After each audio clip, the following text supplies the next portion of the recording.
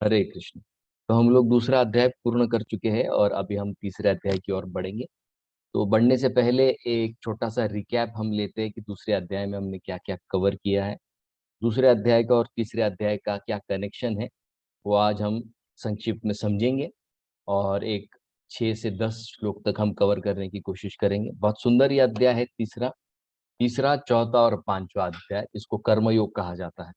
कर्मयोग की जो व्याख्या है, विशेषता है, उसे किस तरीके से पालन करना है, उसमें क्या चीजें आती है क्या नहीं आती है, ये सारी चीजों का वर्णन आपको तीसरे चौथे और पांचवें अध्याय में मिलेगा। तो इसको कर्म योग कहा जाता है। और कर्म योग और ज्ञान ये कैसे कनेक्टेड है, ये कैसे एक दूसरे से जुड़े हुए हैं, इसका संबंध आपको छठे अध्याय में मिलता है। तो इस तरीके से पहले से लेके छठे अध्याय की श्रृंखला चलती है। तो दूसरे अध्याय में हमने देखा कि चौथे और छठे श्लोक में अर्जुन का जो डाउट है कि मैंने क्या करना चाहिए, युद्ध करना है कि वैराग्य प्राप्त करना है या घर सब छोड़कर निकल जाना। तो वो प्रश्न अर्जुन 4 से 6 में पूछते हैं, 7 से 10 में शरणागति लेते हैं। फिर 11 से लेकर 30 में हमने देखा था कि जहाँ पर सांख्य, सांख्य माने क्या, संख्या माने देह और देही का भेद, ये 11 से 30 में भगवान कृष्ण बताते हैं। देह हमेशा के लिए नहीं रहता है, कभी ना कभी वो खत्म होता है। लेकिन देही, जिसने देह को धारण किया है, वो शाश्वत है, वो निरंतर रहता है, वो कभी भी मरता नहीं है। तो मृत्यु सिर्फ शरीर के लिए है, आत्मा के लिए नहीं है। इसलिए डर, ये जो है, इसकी डरने की जरूरत नहीं है हमें। ये हमने 11 से 30 में देखा था। 31 से 37 ये जो श्लोक है, 31 से 37 तक, इसको सकाम कर्म कहते हैं। सकाम कर्म माने अर्जुन को कृष्ण कहते हैं कि ठीक है, तुझे किसी और चीज के लिए नहीं करना है, तो तू फल के हेतु से कर, माने कुछ प्राप्त करने के लिए तू ये युद्ध को कर। तो अगर युद्ध जीतेगा तो आ, सारी जो संपत्ति है तेरी हो जाएगी, और युद्ध हार जाएगा तो मृत्यु हो गया तो तुझे स्वर्ग की प्राप्ति होगी। तो कर्म करने में किस तरीके से हित है, तो यहाँ पर बताया गया है 31 से 37 में। तो कृष्ण कहते किसी भी हालत में ड्यूटी को नहीं छोड़ना है। और ड्यूटी को क्यों नहीं छोड़ना है, इसका कनेक्शन अभी तीसरे चैप्टर की शुरुआत में आएगा। ठीक है, तो 37 तक ये बता दिया। फिर 38 से सकाम कर्म, 31 to 37। लेकिन कृष्ण को कहते हैं नहीं, अभी कंक्लूजन दे देता हूँ, शायद कोई गीता का दूसरे अध्याय के ऊपर पढ़े ना पढ़े, 37 के आगे पढ़े ना पढ़े। तो फिर 39 में कृष्ण कहते हैं दुरेन ही अवरम कर्म बुद्धि योगा धनंजय। अगर कोई पूछे कि भाई सकाम कर्म अच्छा है, निष्काम कर्म अच्छा है, क्या अच्छा है, तो कृष्ण कहते दूरेन ही अवरम कर्म। ये जो सकाम कर्म की भावना है, ये निकृष्ट है, बहुत खराब है। क्यों, इसकी श्रृंखला आगे आएगी। तो फिर यहाँ पर 39 में कृष्ण ने क्लियर कर दिया, 2.39।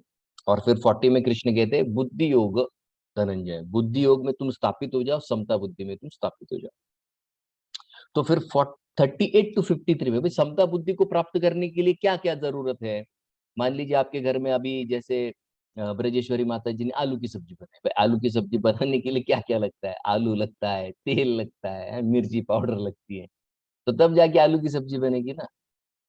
तो फिर आलू की सब्जी के लिए ये इंग्रेडिएंट्स लगते हैं। वैसे ही अगर किसी को समता बुद्धि में स्थित होना है, तो भाई समता बुद्धि में स्थित होने के लिए क्या क्या लगेगा।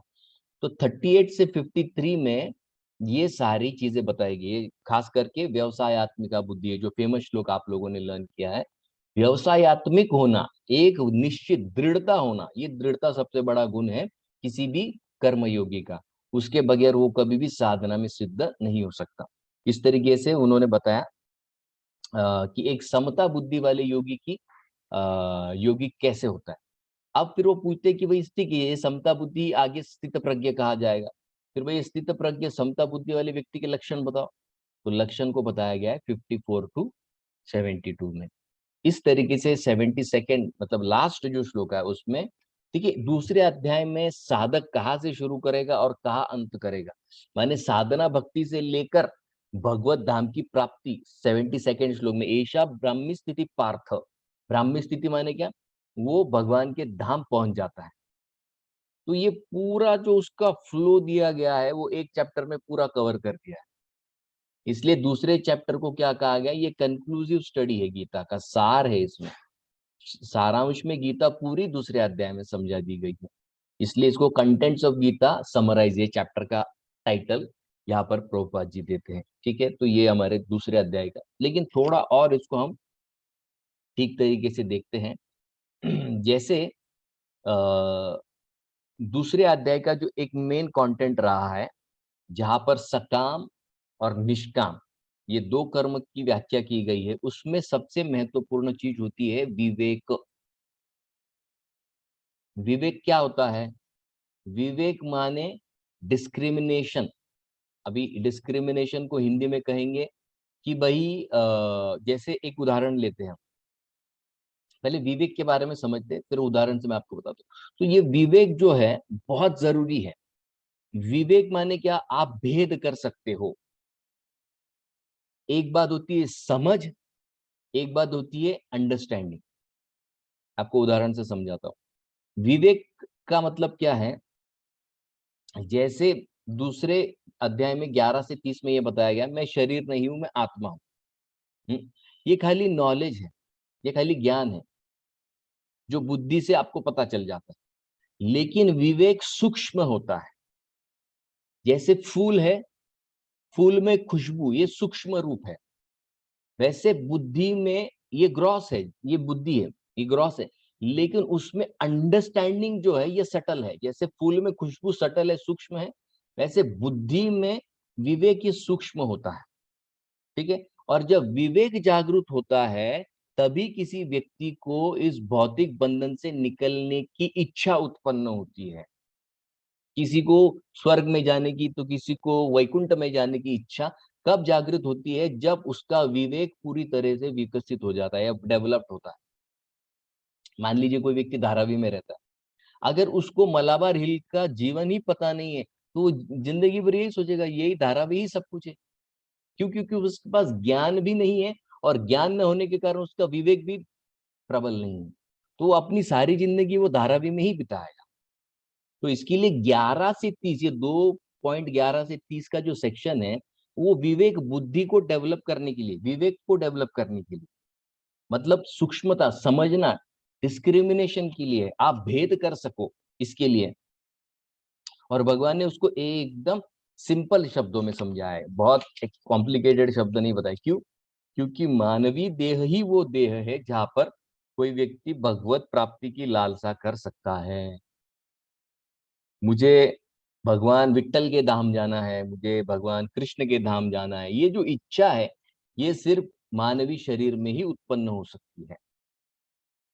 तो विवेक माने, एक और एग्जांपल से समझ, जैसे प्राणियों में भी विवेक है, प्राणियों में भी विवेक होता है, लेकिन वो विवेक प्राणियों में कैसा होता है? खाना क्या खाने योग्य है, खाना क्या न खाने योग्य है, इसी के लिए उसका विवेक इस्तेमाल होता है।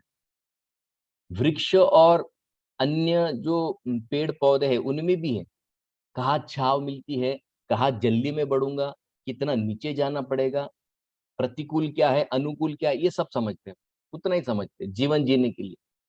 लेकिन मानव वैसा नहीं है। एक बार मानव का विवेक विकसित हो जाए, तो वो खुद को इस बंधन से तोड़कर बाहर निकल सकता है और हमेशा के लिए खुश हो सकता है।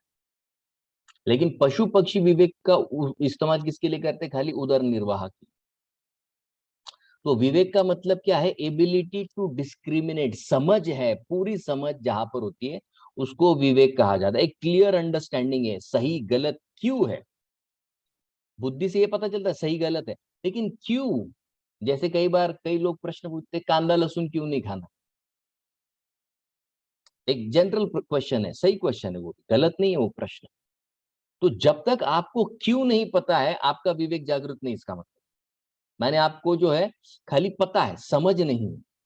ठीक है, तो इतना अंतर होता है विवेक और बुद्धि में। बुद्धि से क्या है? ज्ञान आप अर्जन करते हैं, अच्छा बुरा, हाँ, लेकिन अच्छा बुरा क्यों, ये जब आपको पता चलता है तो समझना चाहिए कि विवेक पूरा डेवलप हो गया है। तो जिसका विवेक जागृत होता है उसकी बुद्धि शुद्ध हो जाएगी, उसकी बुद्धि सम हो जाएगी। और तीसरा विषम भाव माने राग और द्वेष, आसक्ति और द्वेष, ये दोनों उसके बुद्धि से धीरे धीरे कर कर निकल जाते हैं। तो इतनी जरूरी है ये विवेक हमारे लिए। अगर विवेक नहीं है तो हम आध्यात्मिक जीवन में प्रगति नहीं कर सकते। अगर बाहर आपको कोई भी पूछे कि भाई विवेक की जरूरत क्या है, तो ये आपको बताते आना चाहिए कि विवेक क्यों जरूरी है। बिना विवेक के कोई भी व्यक्ति अध्यात्म में प्रगति नहीं कर सकता है। जैसे एक बहुत सुंदर फोटो आई थी व्हाट्सएप पर। वहां पर एक महिला है जो ट्रेन में ट्रैवल कर रही है, सफर कर रही है ट्रेन में, और वो नीचे बैठी है, सीट पर नहीं बैठी। और जहां पर वो बैठी है उसके ऊपर, एग्जैक्ट उसके ऊपर जहां पर वो नीचे बैठी, उसके ऊपर लिखा है केवल महिलाओं के लिए। माने वो जो सीट जिस पर वो पुरुष बैठे हैं वो एक्चुअली किसके लिए, वो महिलाओं के लिए। लेकिन महिलाओं के सीट पर वो पुरुष क्यों बैठे? क्योंकि ये महिला को पढ़ते नहीं आता है, ज्ञान नहीं है ना उसको, ये सीट हमारे लिए। तो वो चाहती है बैठना, लेकिन ज्ञान ही नहीं है, तो बैठेगी कहाँ से, बताएगी कैसे, उसको पढ़ ही नहीं सकती। उसी तरीके से भक्ति में अगर हमें आगे बढ़ना है, अध्यात्म में हमें आगे बढ़ना है, तो ये विवेक को जागृत करना बहुत बहुत जरूरी है। उसके बगैर हम प्रगति नहीं कर पाएंगे। तो कर्म योग में बुद्धि को निश्चला बनाना है। अभी अगला तीसरा चौथा पांचवा चैप्टर हमने क्या सुना है, कर्म योग से निगड़ित है। तो कर्म योग के सबसे मेन क्राइटेरिया क्या है, बुद्धि को निश्चल बनाना है। बुद्धि को निश्चल कैसे बनाएंगे? डिटर्मिनेशन से। व्यवसायत्मिका बुद्धि एक है। और जब बुद्धि व्यवसायी हो जाती है तो खुद का कल्याण शुरुआत हो जाता है, और दूसरा परमात्मा की ओर आगे अपने आप बढ़ने लगता है। तो एक निश्चय जब हो जाता है तो अनुकूल प्रतिकूल कोई बाधा नहीं रखता है, कोई फर्क नहीं पड़ता है। जैसे हम जब चांदवड़ में प्रचार के लिए जाते थे तो वहां पर एक लड़का था, फार्मर, उसके माता पिता खेती बाड़ी करते थे, इंजीनियरिंग में पढ़ता था। लेकिन इतनी अच्छी कमाई नहीं थी माता पिता की। लेकिन वो लड़के को जो है ना, बॉडी बिल्डिंग का बड़ा शौक था। कैसे वैसे माता पिता उसको कॉलेज के लिए पैसे देते थे, लेकिन उसको बॉडी बिल्डिंग का इतना शौक था कि उसको कभी कभी ठीक से खाने के लिए भी नहीं मिलता था। लेकिन उसको उसकी कोई परवाह नहीं थी, क्योंकि उसका एक ही ध्येय था, मुझे बॉडी बिल्डर बनना है, बनना है। और पहले साल से, फर्स्ट ईयर से चालू किया, थर्ड सेकंड थर्ड फोर्थ चारों साल हमारे साथ था। देखते देखते उसने वो जो निश्चय किया, जो व्यवसायत्मिक बुद्धि उसने रखी, कभी खाने को मिलता है नहीं मिलता, जिम जाएगा मतलब जाएगा, जितना भी टिफिन में मिलता था आनंद से खाता था। चौथे साल तक देखते देखते वो लड़का इतना हट्टा कट्टा हो गया पहलवान, तो की बाद में वो कंपटीशन लड़ने लगा। निश्चय कर लिया, करना है मतलब करना है, 16 माला करना है मतलब करना है, कुछ भी हो जाए, दुनिया यहाँ की वहां हो जाए, मैं 16 माला किए बगैर नहीं सोऊंगा, गीता के 2 श्लोक पढ़े बगैर मैं नहीं सोऊंगा। जब मैंने निश्चय किया है कि भाई मैं अभी धीरे धीरे करके भगवान के चिंतन को और तीव्र करूंगा करूंगा। फिर आज तो हम शादी में गए, फिर यहाँ पर मैं कैसे कृष्ण का चिंतन करूंगा, यहाँ पर तो सब लोग नाच रहे गा रहे, मुझसे चिंतन नहीं।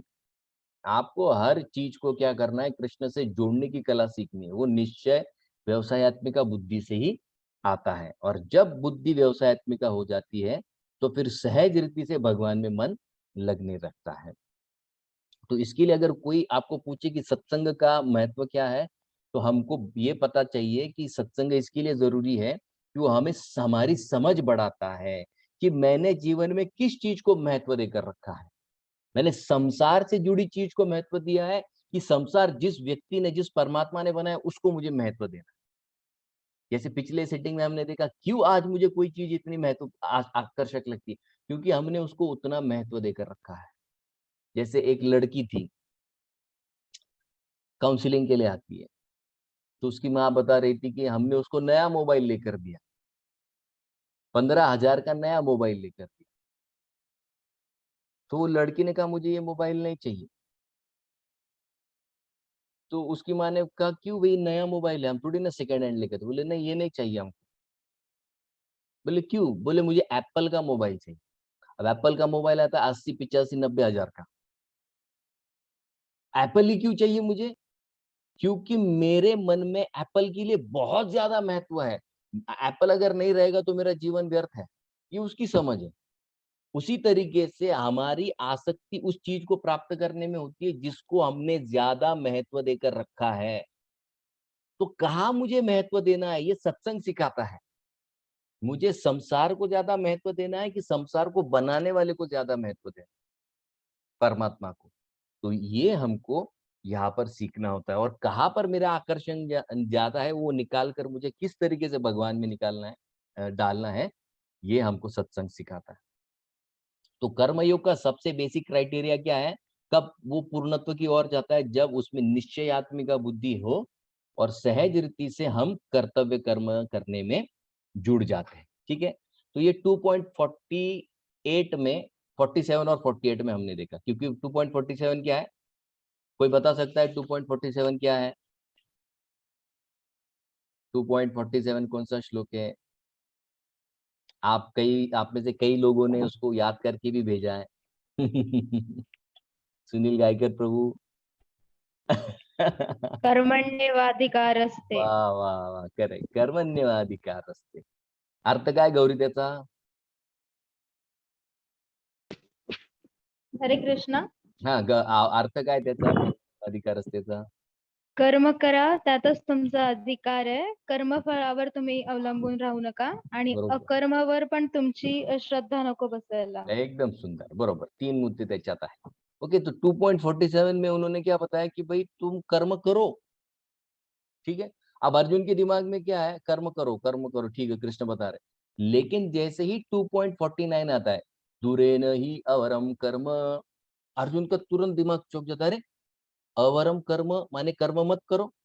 अभी तो बोला कर्म करो, अभी बोला न कर्म करो। तो अर्जुन का मन क्या है, पहले ही युद्ध न करने से आसक्त है। तो हमारा मन वो चीजें जल्दी पकड़ता है जिससे हम आसक्त हैं। जैसे अगर कोई कहता है कि भाई प्रभु जी एकादशी में क्या क्या चलता है, तो अगर आप उसको कहो एकादशी में फ्राइड चिप्स चलते हैं, क्या बात है, फ्राइड चिप्स भी चलता है, तो फिर मैं एकादशी करूंगा। हम्म? तो एकादशी क्यों करनी है? क्योंकि एकादशी के दिन फ्राइड चिप्स खाने के लिए मिलते हैं। ये नहीं कि भक्ति ज्यादा करूंगा, जब ज्यादा। तो जहां पर हमारा आकर्षण ज्यादा है वो चीज मन तुरंत पकड़ लेता है, और यही चीज अर्जुन के साथ हुई। अर्जुन ने 47 में सुना कर्म करो, 49 में करा दुरे न अवरम कर्म, कर्म मत करो। अरे बाप, यही चीज। तो अब अर्जुन 49 से लेकर 72 तक एक ही चीज सोच रहा है, कब बोलूंगा कब बोलूंगा कब बोलूंगा, युद्ध नहीं करना युद्ध नहीं करना। और फिर उसकी शुरुआत अब तीसरे अध्याय में अर्जुन करेंगे, ये पॉइंट जो पकड़ कर रखा है। क्योंकि यहाँ पर जो 2.49 में कहा गया है, दुरेन ही अवरम कर्म, तो अवरम कर्म किसको कहा गया है? जो सकाम कर्म की भावना है उसको कृष्ण कह रहे अवरम है, बहुत खराब है, एकदम निकृष्ट है, इस चीज को पहले छोड़ो। लेकिन अर्जुन के मन में खराब चीज क्या है? युद्ध करना, लोगों को मारना। तो अर्जुन क्या बोलते हैं, अच्छा अवरम कर्म माने गलत कर्म माने क्या? हम युद्ध करना, तो युद्ध नहीं करना है मुझे, तो हाँ, तो ये मेरे लिए तो फेवरेट श्लोक हो गया। तो इसको अर्जुन ने पकड़ कर रखा है। लेकिन कृष्ण ने जो उसके बाद बोला, बुद्धौ शरण अन्विच्छ, कि तुम बुद्धि योग का शरण लो, वो अर्जुन को सुनाई नहीं दिया ठीक से। अभी तीसरे अध्याय में फिर से रिपीट करेंगे कृष्ण। क्यों? क्योंकि आसक्ति इतनी है एक मुद्दे से। इसलिए माता पिता को या साधकों को ये हमेशा याद रखना है कि हमें हमारे मन के साथ किस तरीके से व्यवहार करना है, बच्चों के साथ किस तरीके। बच्चा जब किसी चीज से आसक्त हो जाता है ना, तो हमेशा सुनकर या समझाकर ही वो मानेगा, ऐसे नहीं।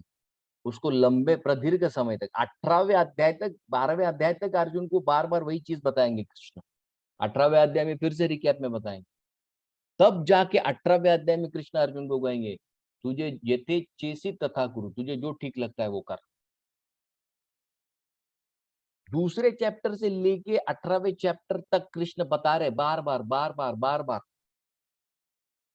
उसी तरीके से मन को भी एक ही चीज जब बार बार बार बार बताई जाती है ना, तब वो उसके अंदर जाती है धीरे धीरे धीरे।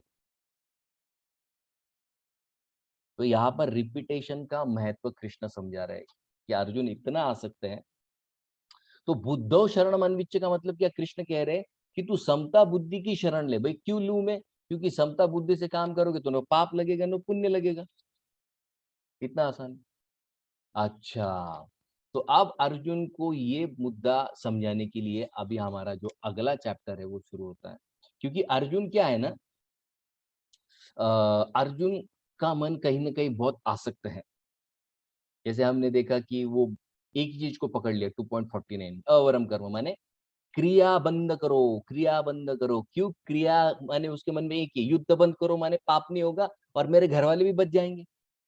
तो इसके लिए आज हमने जो टाइटल दिया है, किसी को याद है आज के आज के हमारे सेशन का टाइटल क्या दिया है? कोई बता सकता है?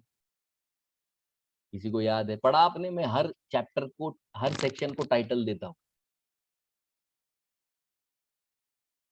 जानते हैं आप आज के सेक्शन को हमने क्या टाइटल दिया है? हम्म आज के सेक्शन को हमने टाइटल दिया है, मैं सब कुछ छोड़ना चाहता हूँ या चाहती हूँ। ये किसकी मानसिकता है? भक्ति में ये नहीं है कि भाई छोड़ो घर बार चलो हरिद्वार, ये वाला नहीं है। भक्ति ये नहीं होती है। आपको लगता है छोड़, सब छोड़ दो। अर्जुन ये कह रहा है सब छोड़ दूंगा, निष्क्रिय हो जाऊंगा, अभी कोई काम नहीं करूंगा, कोई कर्म नहीं करूंगा। कृष्ण बोलते रुको रुको रुको, ऐसा नहीं होता है। और प्रभुपाद जी फिर तात्पर्य में बहुत सुंदर मुद्दा लिखते हैं कि कई भक्तों को लगता है एकांत में जप करूंगा, अलग जगह पे जाऊंगा, वृंदावन में बाबा जी बन जाऊंगा या किसी आश्रम को ज्वाइन। प्रभुपाद जी कहते हैं नहीं हो सकता ऐसे। आप एकाएक आपके घर गृहस्थी को नहीं छोड़ सकते। आप आपकी जिम्मेदारियों को एकाएक नहीं छोड़ सकते। और क्यों नहीं छोड़ सकते, ये इसका पूरा तीसरे चौथे और पांचवें सेक्शन में दिया गया है। तीसरे चौथे और पांचवें अध्याय में क्यों एकाएक कोई व्यक्ति नहीं छोड़ सकता सब कुछ घर बार। इतना महत्वपूर्ण है। कई बार लोग कहते हैं भक्ति माने सब छोड़ देना है क्या? नहीं, गलत है। तीसरा चैप्टर आपके ये सारे प्रश्नों के उत्तर देगा।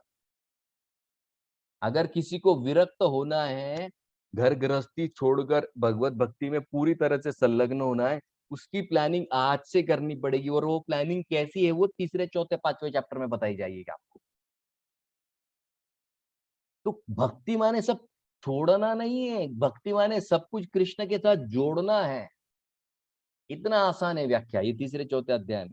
तो कृष्ण भक्ति निष्क्रियता नहीं है, कृष्ण भक्ति सक्रियता है। माने क्रिया करते ही आपको रहना पड़ेगा। कोई बोलेगा जबरदस्ती है क्या, छोड़ दिया मैंने सारे संसार, चलेगा? नहीं चलेगा। क्यों नहीं चलेगा? तीसरा अध्याय हमको बताएगा।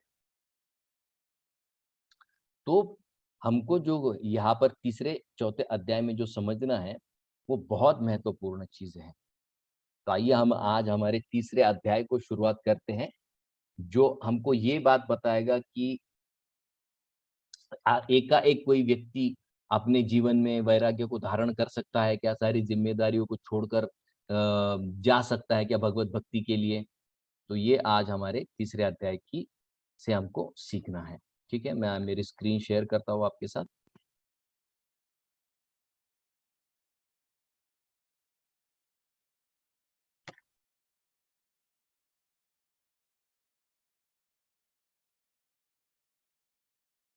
ओके, तो ये हमारे दूसरे अध्याय का 71वां श्लोक है, जो हमने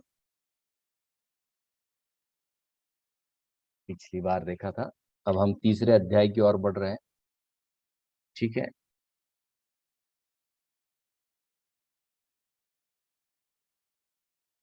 तो ये तृतीय अध्याय है, इसका नाम है कर्मयोग। आप यहाँ पर देख सकते हैं कर्मयोग, भगवत परायण कर्म, इसका अर्थ इसका शीर्षक यहाँ पर दिया गया है।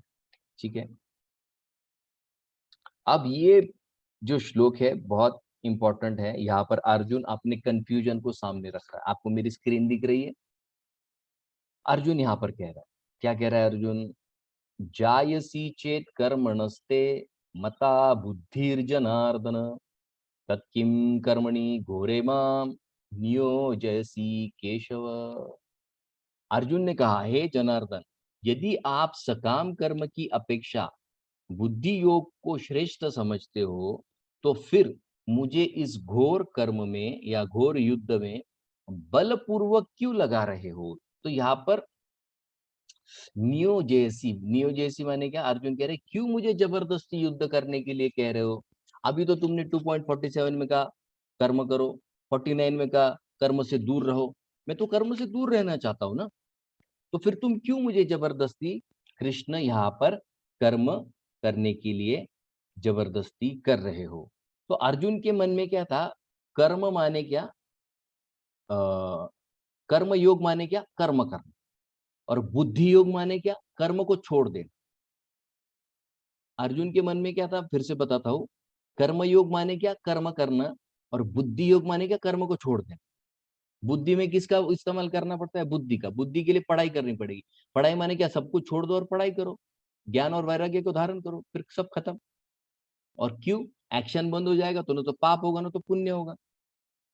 लेकिन कृष्ण यहाँ पर आप बताएंगे कि भाई, कि कर्म करते करते भी अगर चेतना ठीक हो तो ना उससे पाप लगेगा ना पुण्य लगेगा, इसलिए कर्म को बंद करने की जरूरत नहीं है। तो तीसरा, चौथा और पांचवा अध्याय हमको क्या समझाएगा? कर्म करते रहो, सिर्फ मानसिकता को बदलो, अपने आप पाप पुण्य बंद हो जाएगा। कर्म को बंद करने की जरूरत नहीं है। तो अब हमको ये समझना है कि कर्म को क्यों नहीं बंद करना है मुझे, क्यों इतनी पाबंदी है कर्म को बंद करने की। तो ये दूसरे श्लोक से भगवान कृष्णा भी बताना शुरू करेंगे। तीसरे श्लोक से, ये दूसरा श्लोक है। अर्जुन का कंफ्यूजन यहाँ पर भी चालू है। व्यामिश्रेणेव वाक्येन बुद्धिं मोहयसीव मे तदेकं वद निश्चित्य येन श्रेयो हम आपनुयात्।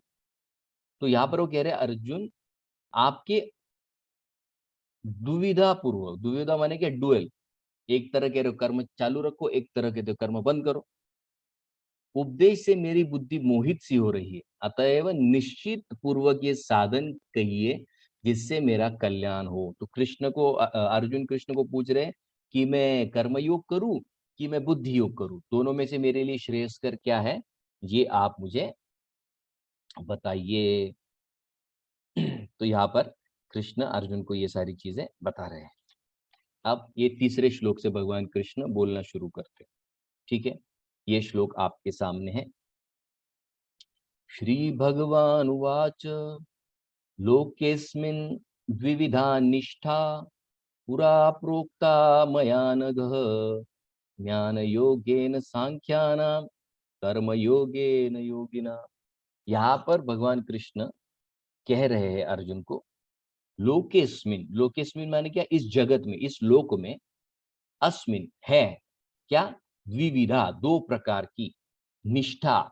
निष्ठा माने आपकी जो श्रद्धा है, जिसके अनुसार व्यक्ति क्रिया करता है, कर्म करता है, दो प्रकार की होती है। लेकिन ये कब से है? पुरा। तो पुरा का मतलब क्या है? पुरा का संस्कृत अर्थ होता है जब से, अनादिकाल से, जब से सृष्टि की रचना हुई है तब से ये दो प्रकार की निष्ठा है, इसके लिए उसको कहा गया पुरा। पुरा माने बहुत लंबे समय से चल रही है अर्जुन, अभी की नहीं है पुरा। ये देखिए ये शब्द में मेरा एरो घूम रहा है यहाँ पर। पुरा, पुरा माने क्या? पुरातन काल से, बहुत पूर्व से चलती आ रही है। प्रोक्ता, कही गई है, बहुत पूर्व से ये दो चीजें कही गई है। मया, मया माने क्या? मेरे द्वारा। तो ये मया का उत्तर आपको चौथे अध्याय में आएगा, स्टार्टिंग में। मया, कृष्ण कह रहे मैंने दो प्रकार की निष्ठाएं कही है। अनग, अनग क्यों कहा गया है अर्जुन को? निष्पाप, बिना पाप वाला क्यों कहा गया है? तो अनग का यहाँ पर एक मतलब बताया गया है कि जो व्यक्ति खुद की उन्नति के लिए, आध्यात्मिक उन्नति के लिए प्रयास करता है, वो अपने आप पाप से मुक्त हो जाता है। सोचिए, अभी उसने क्रिया नहीं चालू की, खाली वो इंक्वायरी कर रहा है, अच्छा ये करूं कि वो करूं, जप करूं कि भक्ति मार्ग करूं कि कर्म मार्ग करूं। वो खाली जब पूछताछ करने लगता है तो पाप जलने लगता है। सोचिए, इतनी शक्ति इस मार्ग में है, अध्यात्म के मार्ग में। तो वास्तविक अगर कोई व्यक्ति उसमें जुट जाए तो फिर उसके कहने का, इसलिए यहाँ पर अनग इसके लिए कहा गया है कि भाई जिसका चिंतन सिर्फ और सिर्फ ये पाप पुण्य से ऊपर उठना है और एक उच्च गति को प्राप्त करना है, स्व कल्याण में जो व्यक्ति लगा है, इसलिए उसको कहा गया है अनग। अनग, अग माने पाप, हमने ना अघासुर, अघासुर माने इतना पाप है कि पाप से बना हुआ ये व्यक्ति अघासुर। अघ माने क्या? पाप। तो स्व कल्याण की या आत्म कल्याण की बात करने से भी व्यक्ति अपने आप पाप पुण्य से ऊपर उठने लगता है। निष्ठा, दो प्रकार की निष्ठा है, मतलब दो प्रकार की, दो तरीके से समता बुद्धि को प्राप्त किया जा सकता है। अर्जुन को कृष्ण कह रहे पूरा, माने पिछले चैप्टर में भी मैंने अर्जुन तुमको यही बात बताई, तुम्हारा ध्यान नहीं था। जैसे कई भक्त अभी कैमरा बंद करके पता नहीं सोए है, टीवी देख रहे, गाना सुन रहे, कुछ पता नहीं भी क्या चल रहा है क्योंकि स्क्रीन बंद है। हाँ? तो वैसे कृष्ण अर्जुन को क्या कह रहे हैं, अरे पिछले चैप्टर में तो बताया ना मैंने तुझे, दो तरह की निष्ठा होती है, 2.11 से बताया सांख्य योग की निष्ठा, और 40 से लेकर 53 तक दूसरी निष्ठा बताई मैंने तुझे, तेरा ध्यान कहाँ था? वही ठीक है अर्जुन, अभी तेरे लिए मैं वापस बताता हूँ। तो समता बुद्धि दो तरीके से प्राप्त की जा सकती है, उसको यहाँ पर दो प्रकार की निष्ठा कही गई। तो वे दो प्रकार की निष्ठा कौन सी है? 2.11 से 2.30 में सांख्य योग की से हम समता को प्राप्त कर सकते हैं, और 39 से लेके 53 तक हम कर्म से प्राप्त कर सकते हैं। इस तरीके की दो निष्ठा मैंने तुमको पहले ही अर्जुन बता दिए। 39 से 53 की जो दूसरी निष्ठा है वो कर्मयोग की निष्ठा है। तो समता बुद्धि तक पहुंचने के दो तरीके को यहाँ फिर से रिपीट किया गया है। द्विविधा निष्ठा, दो प्रकार के निष्ठा है, जो मैंने पूरा पिछले चैप्टर में भी बताई थी, जो बहुत पहले से चलती आ रही है, मैं अभी बता रहा हूँ, इसके लिए अभी की नहीं है, बहुत पहले की। ठीक है, तो यहाँ पर वो बता रहे लोकेस्मिन द्विविधा निष्ठा पूरा प्रोक्तमया। अच्छा, फिर दो प्रकार की निष्ठाएं कौन सी है? तो यहाँ पर देखिए तीसरी लाइन में, ज्ञान योगेन सांख्यानाम कर्म योगेन योगिनाम। दो प्रकार की निष्ठा है, दो प्रकार से समता बुद्धि को प्राप्त किया जा सकता है, एक है ज्ञान मार्ग से और एक है कर्म मार्ग से। तो ज्ञान मार्ग को कहा गया है सांख्य और कर्म मार्ग को कहा गया है बुद्धि, लेकिन दोनों एक दूसरे पर आश्रित है। छठे चैप्टर में आएगा 5.5 में इसका आपको और विस्तार मिलेगा। ठीक है, तो छठे चैप्टर में दोनों एक दूसरे पर कैसे आश्रित है वो आपको पता है। ठीक है, तो यहाँ पर वो बता रहे हैं ज्ञान योगेन सांख्यानाम। तो ज्ञान योग को ही सांख्य कहा गया है, कर्म योगेन योगिना, और बुद्धि योग को यहाँ पर कर्म योग कहा गया है। तो ये दो तरीके से व्यक्ति क्या हो सकता है, समता बुद्धि को प्राप्त कर सकता है। ठीक है, अब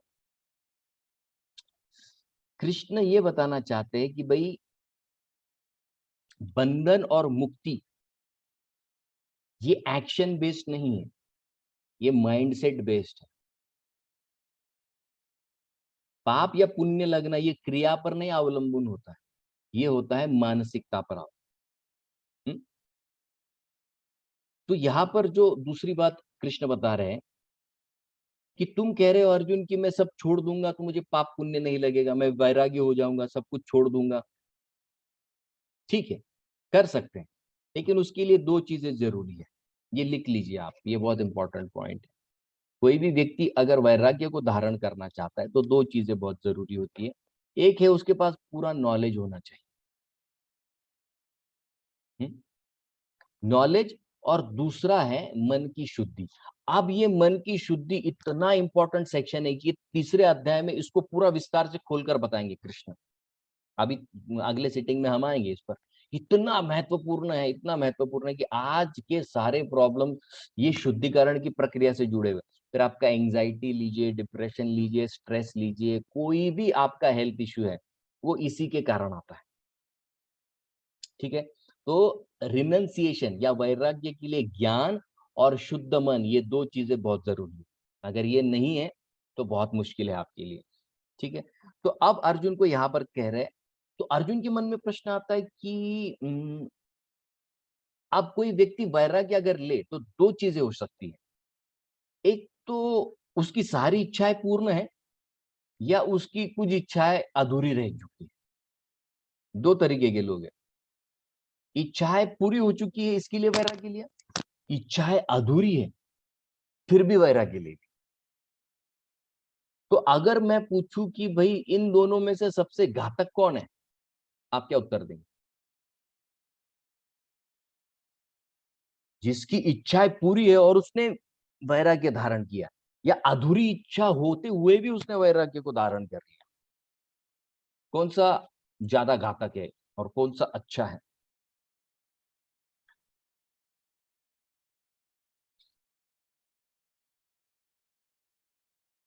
कौन सा ज्यादा घातक है बताइए?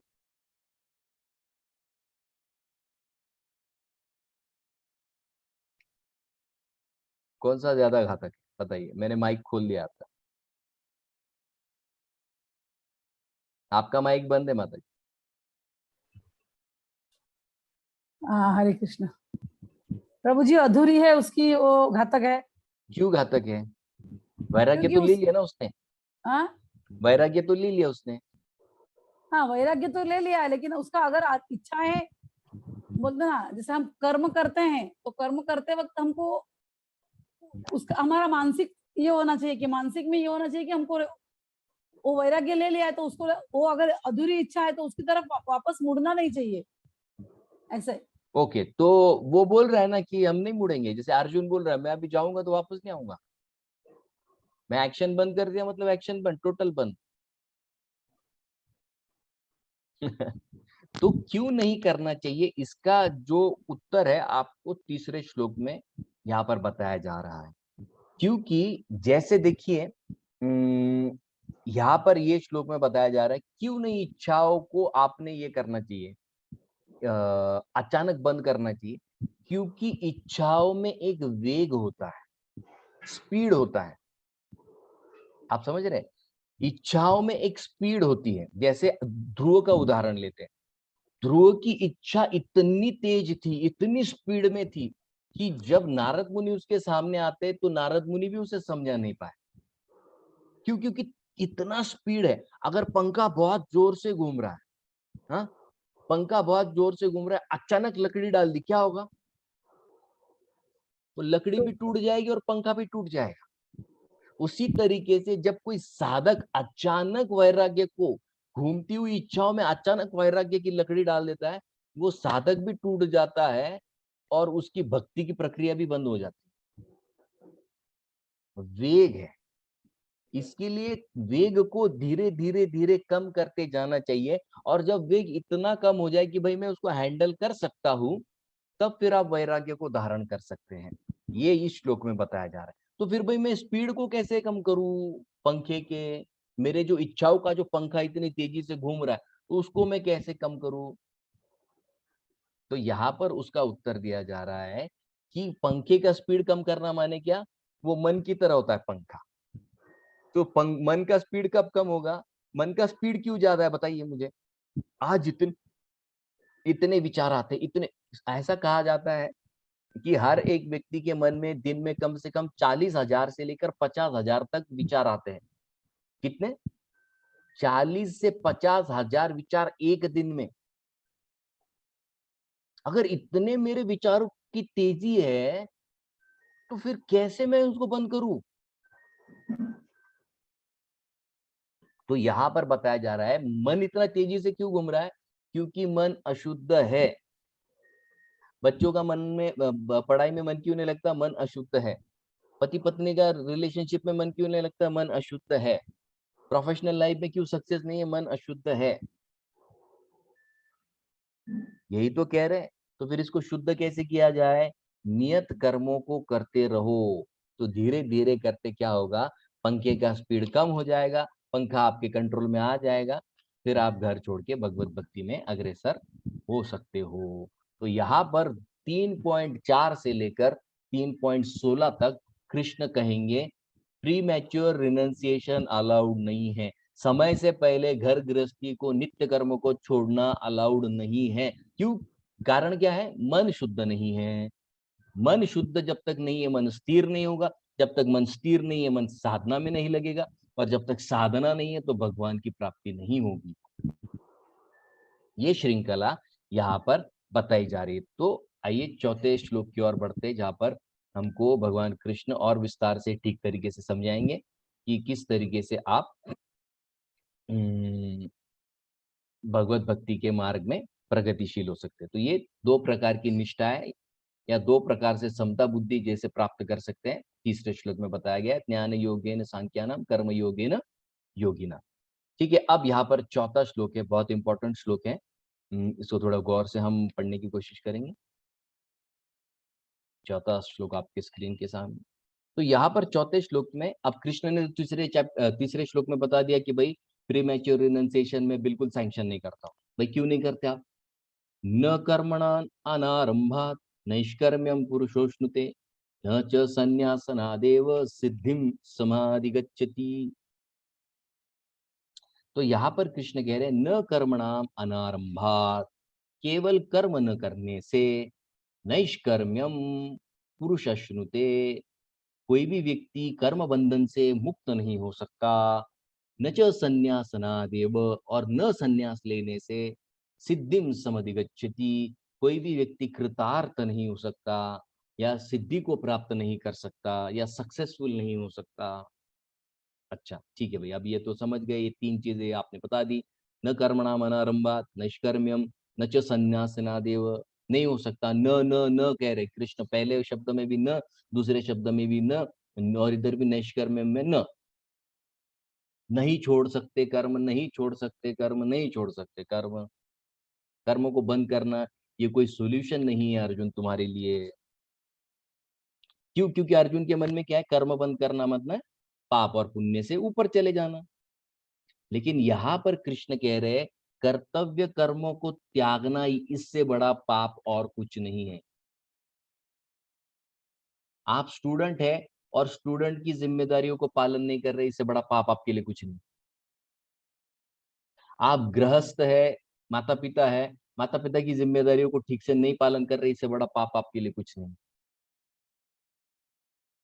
जिम्मेदारी का पालन ये कर्मयोग का सबसे बड़ा प्रमुख फाउंडेशनल पिलर है।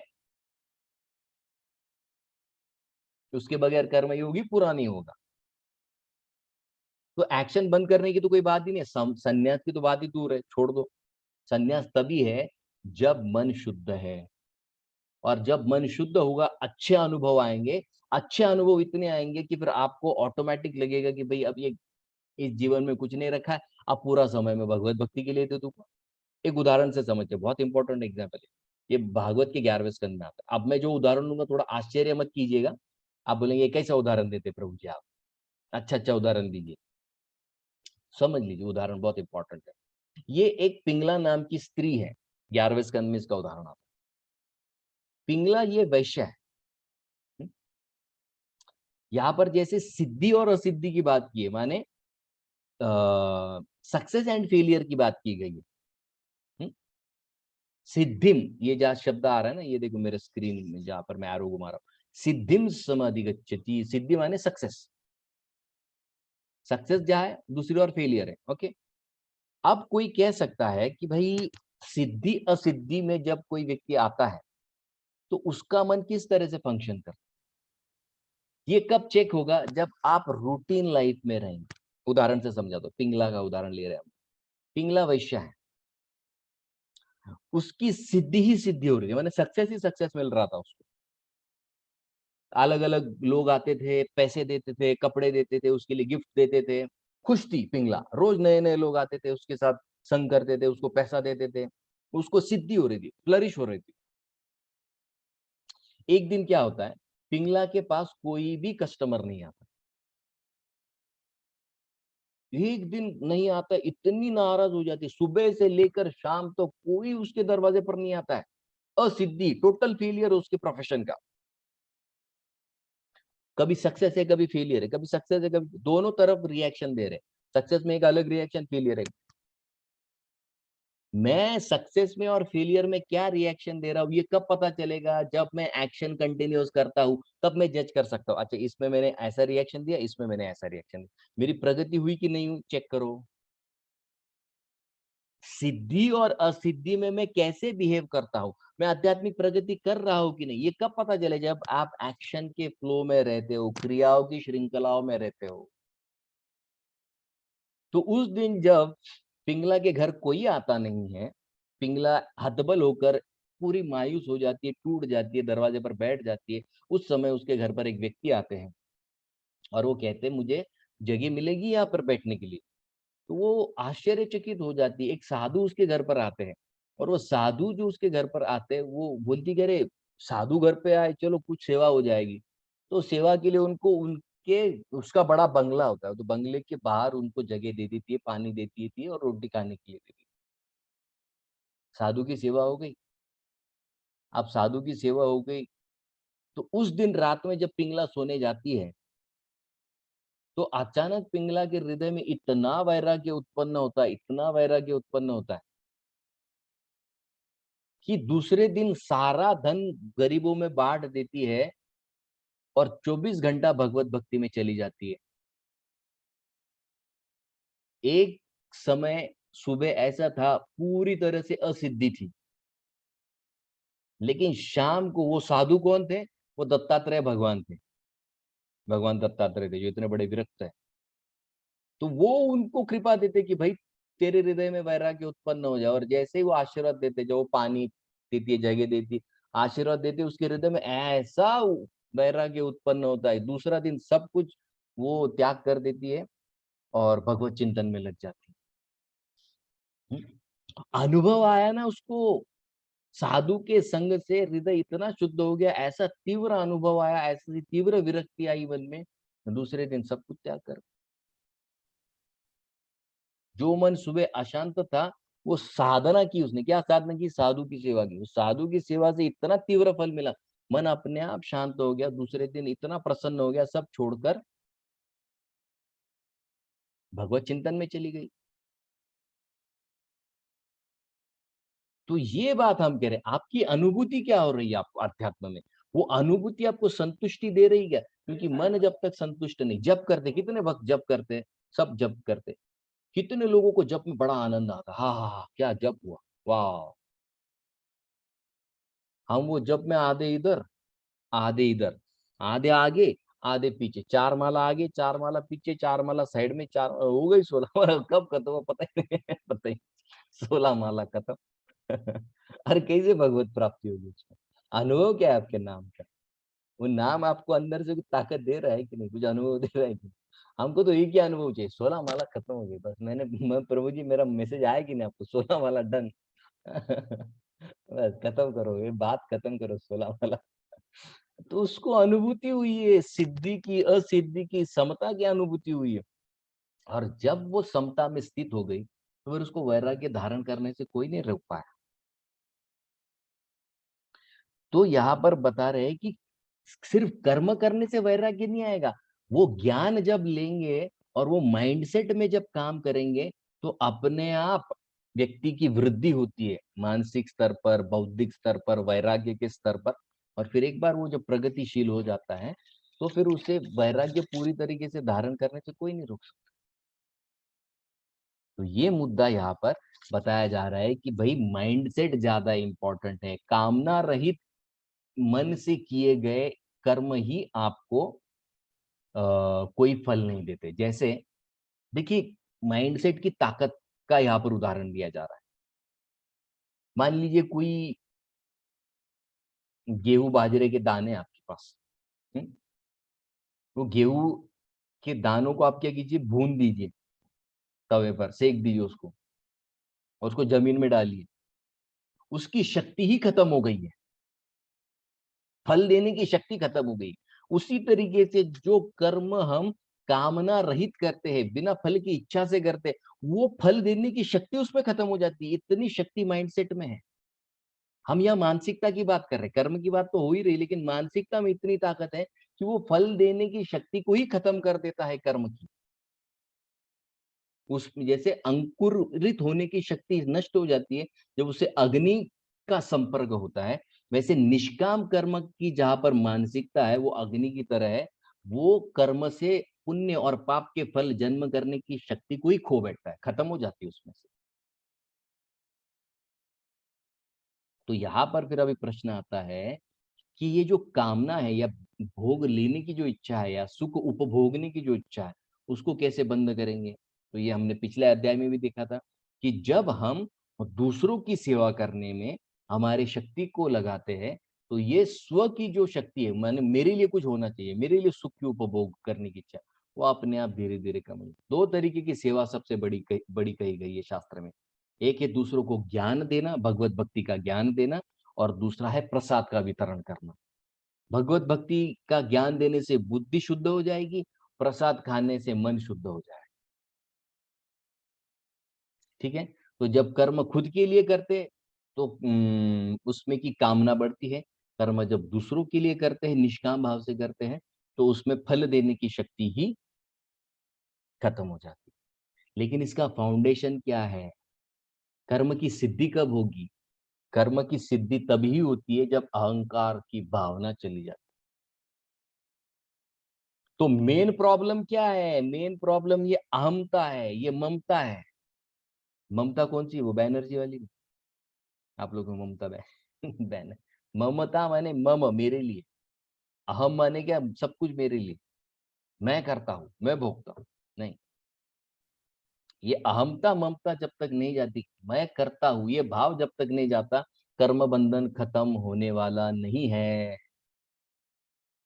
जैसे एक व्यक्ति रिजर्व बैंक ऑफ इंडिया के सामने आता है और जोर से चिल्लाता है, मैंने सब कुछ छोड़ दिया, ये सारे पैसे मैंने छोड़ दिए। अब तेरा था क्या उसमें छोड़ने के लिए? हम्म? वैसे ही हम हमारे बच्चों के सामने खड़े हो जाते, ये बच्चा मेरा है, तुम्हारा कहाँ से हो गया भाई? ये मेरी बात नहीं सुनती है, ये मेरी बात नहीं सुनता है, तुम्हारी बात क्यों सुने? तुम माँ बाप बन के मैंने क्या उसको क्या सुनाओगे कि दिन रात? नहीं, वो एक व्यक्ति है, वो तुम्हारा नहीं है, वो तुमको भगवान ने दिया है कुछ समय के लिए, केयर टेकर है। केयर टेकर के रोल में आओ, प्रोपराइटर नहीं हम लोग। माता पिता इतने परेशान हो, बच्चा मेरी बात नहीं मानता है, बच्ची मेरी बात नहीं मानती है और उल्टा जवाब देती है। अरे ठीक है ना, समझा तो सकते हो उसको, लेकिन प्रॉब्लम किधर है, तकलीफ कब होती है? मेरा है, मैं हूं, मैं माँ हूं, मैं पिता हूं। अरे तुम कुछ नहीं हो, खुद के मन को हम नहीं संभाल सकते, माँ बाप कैसे बनेंगे आप? तो ये प्रॉब्लम है हमारा, अहमता, ये कर्ता भाव जो है ना, ये हमारा प्रॉब्लम। इसको छोड़ो, इसको जब छोड़ोगे तो सब अपने आप आगे का प्रॉब्लम सॉल्व हो जाएगा। तो हमारा मेन प्रॉब्लम क्या है? हाँ, अहमता, मैं करता हूं। ये जब छोड़ देंगे तो फिर अपने आप हमारे सारे प्रॉब्लम्स सॉल्व हो जाएंगे। ठीक है, और ये एक आखिरी श्लोक हम लेंगे, ये हमारा 5वां श्लोक है, इसको लेकर हम हमारा सेशन समाप्त करेंगे। नहीं क्षण, अच्छा तो फिर अभी कोई प्रश्न कर सकता है कि भाई अगर कोई व्यक्ति अशुद्ध मन का है लेकिन फिर भी उसने संन्यास ले लिया, कर्म बंधन, ये कर्म को बंद कर दिया, तो उसका क्या होगा? तो यहाँ पर कृष्ण, नहीं कश्चित क्षणमपि जातु तिष्ठत्य कर्मकृत कार्यते अवश कर्म सर्व प्रकृति गुण। यहाँ पर ये बहुत इंपॉर्टेंट बात बताई जा रही है। आप देखिए, आप ये जो शब्द दिख रहा है आपको, यहाँ अवश्य, ये देखिए मेरा कर्सर जहां पर घूम रहा है ना, अवश्य दिख रहा है आपको, ब्लू किया है मैंने यहाँ। ये शब्द हमारे लिए बहुत ज्यादा इंपॉर्टेंट है। जितने भी लोगों को लगता है ना मैं खुद कर लूंगा या मैं खुद कर लूंगी, I am self sufficient man, self sufficient woman, तो ये शब्दों को, बस ये एक शब्द को समझ, अवश्य। हम जितनी सारी क्रियाएं कर रहे हैं ना, अवश होके कर रहे हैं, अनकंट्रोल्ड है हम पर इतना नियंत्रण है, इतना नियंत्रण है कि बस हम नियंत्रित ही नियंत्रित हैं, इतने नियंत्रित हैं हम। तो यहाँ पर कृष्ण कह रहे हैं कि भाई कोई अगर ये कहता है कि मैं बिना क्रिया करके रह लूंगा, तो यहाँ पर कृष्ण कह रहे हैं ये नहीं हो सकता। क्यों? नहीं कश्चित क्षण, क्षण माने कितना, एक क्षण कितना होता पता है? कुछ लोगों की आंखें ऑलरेडी बंद है, मैं देख रहा हूँ। लेकिन ये ऊपर की आपकी जो जिसको कहते हैं ना आईलिड, और नीचे की आईलिड, ये कितने समय के लिए बंद होती है? ऐसे ऐसा कीजिए सब लोग, आंख मिचकाइए। हाँ, कितना टाइम लगा आंख मिचकाने के लिए? कितना टाइम लगा? हार्ड। कृष्ण कहते इतने समय के लिए भी कोई बिना काम किए नहीं रह सकता, अकर्मकृत नहीं रह सकता बिना काम किए। क्यों भाई, क्यों नहीं रह सकता? कर्म सर्व प्रकृति जय गुण, आपको प्रकृति फोर्स ही करती रहेगी, काम कर काम कर काम कर। जो 3 गुण है, वो 3 गुणों के अंडर हम इतने उससे उसके अंडर है कि हम काम करना नहीं रोक सकते, क्योंकि क्रिया 2 स्तर पर होती है। कोई कहेगा मैं बस बैठ गया अभी ऐसे, बोलूंगा नहीं, पति पत्नी का झगड़ा हो जाता है, नहीं बात करेंगे, आज के दिन तो देख लूंगी। तो जैसे एक बार एक पत्नी होती है, वो पति पत्नी का झगड़ा हो जाता है, तो वो पति को दूसरे दिन फ्लाइट पकड़नी होती है, तो वो बात तो कर नहीं सकते, झगड़ा हो गया ना, अभी कैसे बात करें? तो वो उसकी पत्नी को कागज पे लिख कर देता है, मेरी कल 6 बजे फ्लाइट है, मुझे 4:30 बजे उठा देना। ऐसा उसको रख देता, पत्नी पढ़ती है, बोले हाँ जीत गई, जीत गई, ये बोले बोले। ये लिख के दिया कागज पर, तो वो कागज पर लिख देते कि 4:30 बजे, तो ये जाती है दूसरे दिन, वो 4:30 बजे उठ जाती है उसकी पत्नी, वो भी एक कागज लेती है और कागज पे लिखती है 4:30 बजे बज गए, उठ जाइए, और कागज रख देती है उसके बेड के पास। अभी वो मिलेगी क्या उसको फ्लाइट? कैसे मिलेगी फ्लाइट उसको? वो तो फ्लाइट खत्म वही चली, वो 6 बजे उठता है, फ्लाइट चली जाती है तो। हाँ। तो भले ही आप शरीर से कर्म नहीं करे, मन से तो कर्म चालू है। मन के स्तर पर क्या कर्म रोकेंगे, उसको भी गिना जाता है। अभी आप सोच रहे होंगे प्रभु जी बहुत हो गया, बस करो क्लास। ये कर्म है, ये कर्म हो रहा है आपके मन मन के स्तर पर कर्म हो रहा है। कर्म आप रोक ही नहीं पाओगे। फिर आप कहेंगे वो प्रभु जी रात में हम लोग एकदम गहरी नींद में सो जाते, उधर तो कर्म बंद हो गया ना। नहीं, अगर मान लीजिए आप सो गए, अभी आपने सुनील प्रभु जी ड्यूटी पर गए, ड्यूटी से आए और सो गए, 12-1 बज गया। अभी मान लो 10 बजे सोए तो 1 बजे पूरी नींद तो होगी नहीं। माता जी ने बीच में उठा दिया, उठो काहीतरी आवाज आला। ऐसा करके उठा दिया सुनील प्रभु जी को। अब सुनील प्रभु उठने के बाद क्या बोलेंगे? अरे अर्धी झोप झाली माझी। अर्धी झोप झाली म्हणजे काय? माने मेरी नींद की क्रिया आधी हुई है, मुझे वापस सोने दो। तो नींद भी क्रिया में आती है। आप ये नहीं कह सकते नींद में कुछ नहीं हो रहा है, नहीं, वो क्रिया है, वो एक्शन है, वो एक्शन में गिनी जाती है उसको। तो इसके लिए खाना पीना उठना बैठना सब कुछ, लोगों को क्या लगता है मैं मेरा काम जितना करता हूँ ना उतना ही मेरा कर्म है। नहीं, खाना पीना उठना बैठना सोना चिंतन, ये सारी चीजें कर्म में आती है। हर चीज को क्रिया के रूप में गिना जाता है। मानसिक भी क्रिया है, शारीरिक भी क्रिया है। तो ये यहाँ पर बताया जा रहा है, शरीर से क्रिया बंद करने से कुछ नहीं होगा, मन में क्या हो रहा है वो भी गिना जाता है। कई बार मंदिर में आते और फिर मंदिर में जब आते तो रसगुल्ला या समोसा या कचौरी ऐसा कुछ होता है, सबको अच्छा लगता है, वो प्रभु जी प्लेट में डालते हैं। तो एक ही दिया उन्होंने, तो अपने को क्या लगा और एक दे दो ना, तो प्रभु जी नहीं सबके लिए एक ही है। तो हम क्या बोलते, दे देना तेरे को। दे दे और एक। हम वैसा बाहर से नहीं बोलते लेकिन मन नहीं बोलते, दे देना एक और, क्या प्रॉब्लम क्या है ना? तो ये तो अंदर ही अंदर कर्म हो गया आपका। तो ये कर्म भी गिना जाता है। इसके लिए कोई अगर ये कहे कि भाई हम बिना काम किए रह सकते, तो कृष्ण यहाँ पर बोल रहे क्षणम अपि, एक क्षण के लिए भी कोई व्यक्ति यहाँ पर बिना काम का नहीं रह सकता। तो इसके लिए स्वभाव कहो, गुण कहो या प्रकृति कहो, ये जो प्रकृति शब्द है ना इसका समानार्थी शब्द क्या है? गुण भी प्रकृति में पड़ते हैं और उन गुणों से स्वभाव बनता है। ये लिख लीजिए आप, प्रकृति गुण और स्वभाव ये तीनों एक ही है, क्योंकि एक से दूसरा बनता है। प्रकृति से गुण आते हैं, गुणों से स्वभाव बनता है और स्वभाव से हमारी वृत्ति तैयार हो जाती है और यही वृत्ति हमारे जन्म मृत्यु का कारण या हमारे जीवन के सुख दुख का कारण बन जाती है। तो यहाँ पर बता रहे कृष्ण, परावश अवश होकर कोई भी व्यक्ति निश्चित रूप से कर्म में लगा ही रहेगा, उसको कोई स्टॉप नहीं कर सकता। तो यहाँ पर हमारा ये 5वां श्लोक पूर्ण होता है। ये हमने थोड़ा रिकैप लिया और 5वें श्लोक तक समझने की कोशिश की है। बहुत बहुत धन्यवाद। हरे कृष्णा।